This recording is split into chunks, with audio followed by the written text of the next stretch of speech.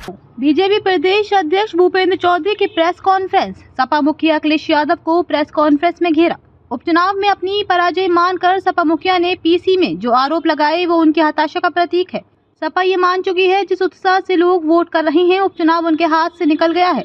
चुनाव बाधित करने के लिए सपा ने गुंडे और माफिया प्रकोष्ठ को आगे कर दिया। उपचुनाव सपा को कभी नहीं सुहाते, इसलिए सपा के लोग उपचुनाव को रक्त रंजित करने का प्रयास कर रहे हैं। यूपी के पूर्व सीएम और सपा मुखिया अखिलेश यादव का ये बेहदहवासी का व्यवहार है। सपा की राजनीतिक जमीन खिसक रही है जिससे अखिलेश बौखला गए हैं। पूरा प्रदेश लाल टोपी वाले के कारनामे देख रही है। सपा के लोगों ने गुंडागर्दी की पराकाष्ठा पार कर दी है। बूथ संख्या 13 गांव कजरा में दलित समाज की बेटी की नृशंस हत्या की। लड़की के परिजन ने बताया कि उनकी बेटी ने भाजपा को वोट देने की बात कही, जिसके बाद उसकी हत्या कर दी गई।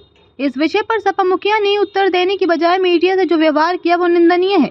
पीढ़ी नारा देने वाले अखिलेश के लाल टोपी वाले गुंडों ने निर्मम हत्या की है। अखिलेश को अपनी पार्टी के गुंडों को नियंत्रण रखना चाहिए। पहाड़ से अराजक तत्वों को बुलाकर षड्यंत्र किया गया है। मैनपुरी में भी माहौल खराब करने का प्रयास कर रहे हैं सपाई। बुर्का पहनकर महिलाएं फर्जी मतदान कर रही हैं। सपा मुखिया अखिलेश जी निर्वाचन पर सवाल उठ रहे हैं। खुद इनके लोग गुंडाई कर रहे हैं। सपा मुखिया की बेचैनी उनकी आउटसोर्सिंग के नतीजे का फल है। आउट ऑफ कनेक्ट जाकर आरक्षण देना चाहते सपा की तिलमिलाहट इसलिए है कि जनता इनके खिलाफ है। संवैधानिक संस्थाओं को आरोपित कर रही चरित्र प्रदर्शित हो रहा है। अधिकारियों पर आरोप लगाकर नौकरी जाने, पीएफ वंचित करने की धमकी अस्वीकार्य है। विक्टिम कार्ड खेलकर अपनी गलती नहीं छुपा रहे। अगर बीजेपी के वोटर नहीं निकल रहे और सपा के वोटर वोट नहीं डाल पा रहे तो वोट कौन डाल रहा है? सपा को लोकतंत्र नहीं लूटतंत्र पर भरोसा है। यूपी की जनता शांतिपूर्वक मतदान कर रही है। अपराधी प्रवृत्ति के लोगों को सबक सिखाने के काम कर रही है। निश्चित रूप से सपा ने पिछले 2-3 दिन से माहौल खराब करने की कोशिश की है।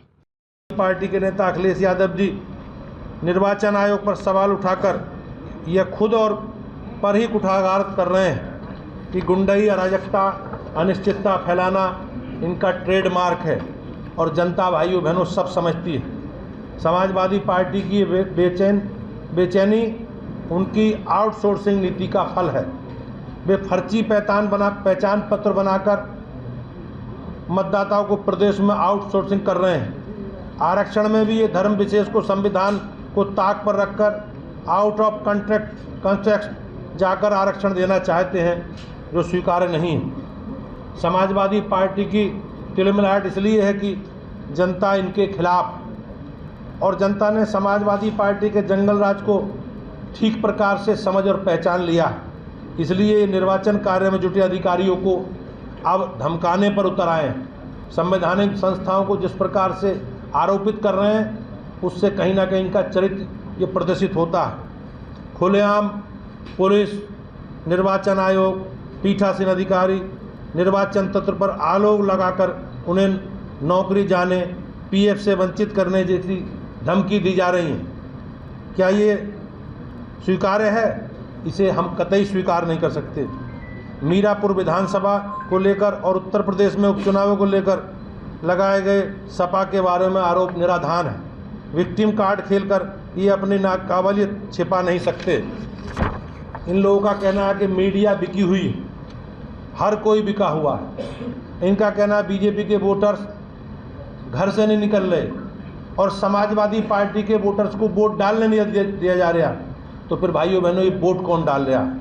ये मैं स्पष्ट रूप से इनसे प्रश्न करना चाहता हूँ। साफ है, झूठ की इमारत सच की ईंट से मजबूत नहीं हो सकती। उत्तर प्रदेश के उपचुनाव में बीजेपी प्रचंड जनादेश प्राप्त कर यह सुनिश्चित करेगी कि समाजवादी पार्टी की प्रदेश में हर हाल में ये हार सुनिश्चित है। सुशासन हमेशा कुशासन और प्रबंधन पर विजयी होता है और उत्तर प्रदेश की जनता ने इस बात को सच दिखाने जा रही है। समाजवादी पार्टी को लोकतंत्र में नहीं लूट तंत्र में भरोसा है। समाजवादी पार्टी मतपेटियां लूटकर सरकार बनाने वालों को उत्तर प्रदेश की जनता ने इस चुनाव में नकार दिया और निश्चित रूप से आज जिस प्रकार से उत्तर प्रदेश की महान जनता शांतिपूर्वक मतदान कर रही है, उससे मुझे विश्वास है कि लोकतंत्र के इस महापर्व में हम सब लोग मिलकर मतदान कर रहे हैं और जब परिणाम आएंगे